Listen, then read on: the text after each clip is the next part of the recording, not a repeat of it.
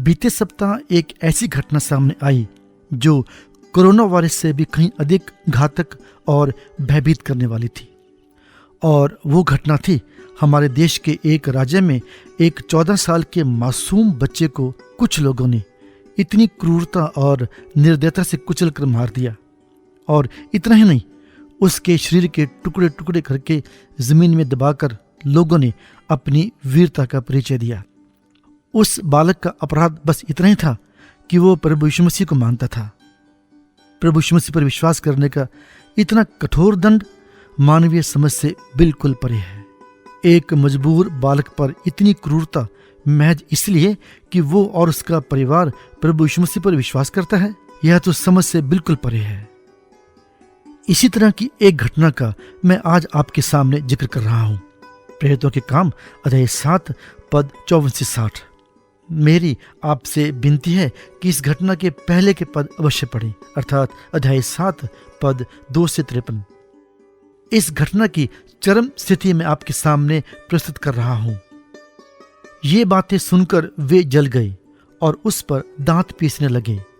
परंतु उसने पवित्र आत्मा से परिपूर्ण होकर स्वर्ग की ओर देखा और परमेश्वर की महिमा को और यीशु को परमेश्वर की दाहिनी ओर खड़ा देखकर कहा, देखो, मैं स्वर्ग को खुला हुआ और मनुष्य के पुत्र को परमेश्वर के दाहिनी ओर खड़ा हुआ देखता हूँ। तब उन्होंने बड़े शब्द से चिल्लाकर कान बंद कर लिए और एक चित्त होकर उस पर झपटे और उसे नगर के बाहर निकालकर पथरवाह करने लगे। और गवाहों ने अपने कपड़े उतार रखे और वे स्तिफनुस को पथरवाह करते रहे।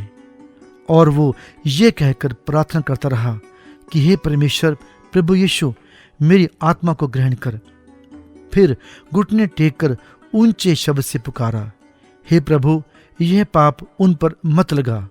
और यह कहकर सो गया। इस घटना में तो प्रभु का वो सेवक निडरता से खड़ा रहा, परंतु पिछले सप्ताह हुई घटना में बालक मजबूर था। उसके साथ के बलवान साथी भाग गए और वो मासूम बालक भागकर अपनी जान नहीं बचा सका।